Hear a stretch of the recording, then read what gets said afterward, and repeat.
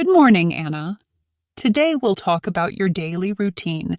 This is a great opportunity to practice not only your speaking skills, but also to learn some new grammar and vocabulary. I'll explain things as we go, and by the end, you'll feel more confident. Ready to begin? Good morning, teacher. Yes, I'm ready. Sometimes I struggle with explaining my routine in English, so I think this will help me a lot. It definitely will. Don't worry about making mistakes. We'll use them to learn. Let's start with the beginning of your day. What's the first thing you do when you wake up? The first thing I do is turn off my alarm. But, to be honest, I usually hit snooze and stay in bed for a few extra minutes. I think we all do that sometimes. Now let's talk about the verb wake up. Do you remember the difference between wake up and get up? Yes. Wake up is when you stop sleeping, and get up is when you actually leave the bed, right?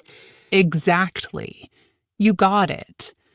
So, what time do you usually get up? I set my alarm for 7 a.m., but I don't usually get up until 7:30. It's hard to wake up early. Waking up early can be tough. Maybe you could try putting your alarm across the room so you have to get up to turn it off. What do you think? That's a good idea. I'll try that tomorrow.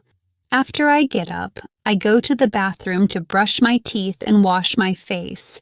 Good. Now, you said brush and wash. These are both regular verbs. Can you remind me how we form the past tense of regular verbs? Yes. We add ed at the end. So it would be brushed and washed. Exactly. And how would you describe what you did yesterday morning? Yesterday, I brushed my teeth and washed my face. Perfect. You've got it. Now, after you wash your face, what do you do next? I make a cup of coffee because I need it to wake up properly. Coffee, the morning savior. Do you drink it with milk or sugar? Just a little milk. I try not to add sugar because I want to stay healthy. That's a good habit. Let's talk about the verb make. You said, I make a cup of coffee. Can you think of other things you make in your daily routine? I make breakfast, and sometimes I make my bed in the morning. Great examples. The verb make is very versatile. We can make food, make plans, make decisions. Do you remember the difference between make and do? Yes, I think we use make for creating something, and do for actions or tasks. Like, I do my homework. Exactly. We do activities and tasks, but we make things. Very good, Anna. So, after your coffee, what do you usually do? I check my phone for messages. Sometimes I spend too much time on it, though. That happens to everyone. Now let's look at the word check. It's another regular verb. Do you know how we change it for the third person, like he or she? Yes, we add s. So it would be checks. Like, she checks her phone. Correct. For he, she, and it, we add as in the present simple. Great job. What do you do after checking your phone? I get dressed. I usually wear jeans and a t-shirt. Good. Now, let's talk about get dressed. This is a phrasal verb. Do you remember what a phrasal verb is? Yes. It's a verb that has two or more words like getting dressed. Exactly. Phrasal verbs are very common in English. Do you know another phrasal verb with get? How about get up? Like, I get up at 7:30. Perfect. Get up is a great example. There's also get on and get off for transportation, like I get on the bus or I get off the train. Let's continue. After you get dressed, what do? I make breakfast. Sometimes I eat fruit, but if I have more time, I make eggs. Eggs are a great breakfast. Now, you use the word sometimes. Do you know what kind of word sometimes is? Yes. I think it's an adverb because it tells us how often I do something. That's right.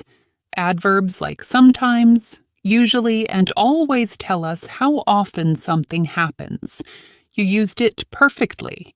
After breakfast, what's next? I leave for work.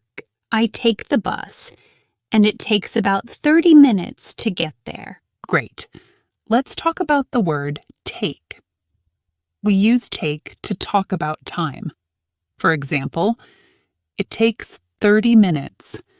Can you give me another example using take? Sure. It takes me 10 minutes to walk to the bus stop. Excellent.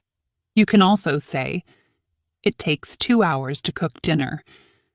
Now, what do you do when you arrive at work? I check my emails and plan my tasks for the day. Very organized. Now let's talk about plan. You used it as a verb, but do you know that plan can also be a noun? Yes. For example, I have a plan for the weekend. Exactly. Some words can be both nouns and verbs. Another example is work. You work at the office and you also have work to do. Can you think of one more word like that? Maybe exercise? I exercise every day, and I also do some exercise. Yes. Exercise is a perfect example. Now, let's talk about your lunch break. What do you usually eat for lunch? I bring lunch from home. I make a sandwich or a salad. Good choices. Bringing your own lunch is healthy. After work, how do you relax? I usually watch TV or read a book. Sometimes I go for a walk if the weather is nice. Walking is a great way to relax. Now let's talk about your evening routine. What time do you usually go to bed? I go to bed around midnight. I know it's late, but I like to stay up and watch my favorite shows. Midnight? That's late. Let's review the difference between go to bed and sleep. Go to bed means the time you lie down, but sleep means when you actually start sleeping. Do you understand? Yes. So, I go to bed at midnight, but maybe I don't sleep until later. Exactly. Now, let's summarize. You wake up, get ready, go to work, and relax in the evening. You've learned new grammar today, like using wake up versus get up and the difference between make and do. How do you feel?